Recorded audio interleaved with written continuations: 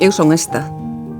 Na miña familia todos, avós, bisavós, despois eu caseime tamén con un home mariñeiro, de familia mariñeira tamén, e toda a miña vida está relacionada co mar. Miña nai tamén foi peixeira, ela enfermou e eu quedín co puesto, e máis é algo que me gusta, vamos.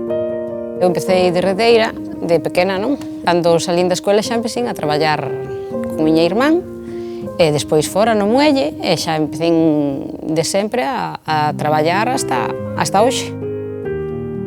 Eu collín marching, fui a la batea e me encantó. Me encantó salir, como diciendo, de cuatro paredes que estaba, ¿no? Y me encantó la libertad esa que me dio ir al mar. Son mariscadora e gústame moito o meu traballo. Metíme polo tema do horario, que é un traballo que non tens que botar moitas horas fora da casa, e se tes fillos, sobre todo, pois é unha maneira de estar con eles tamén.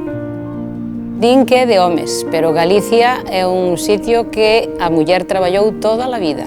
Traballábase na casa, pero fora sempre, porque os homes iban a traballar, pero non é como agora que cho levan os camións para outros lados, e as lonjas e todo, non.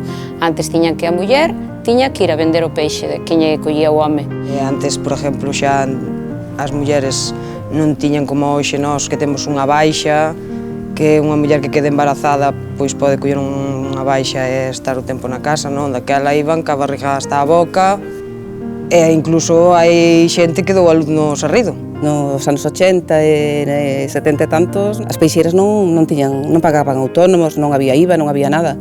Temos mellores condicións, hai outras roupas para ir traballar, hoxe temos os nosos traxes de neopreno.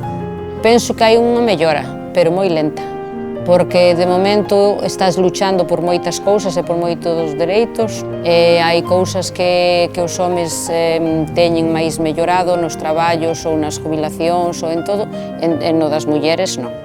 Me encanta ver que hay mujeres que quieren ser patronas, y las hay, por supuesto. Hay que tenerle respeto al mar, ¿eh? No miedo, porque si no, con miedo no vas a ningún lado, en ningún sitio. Hoxe en día hai moitas mulleres no mar.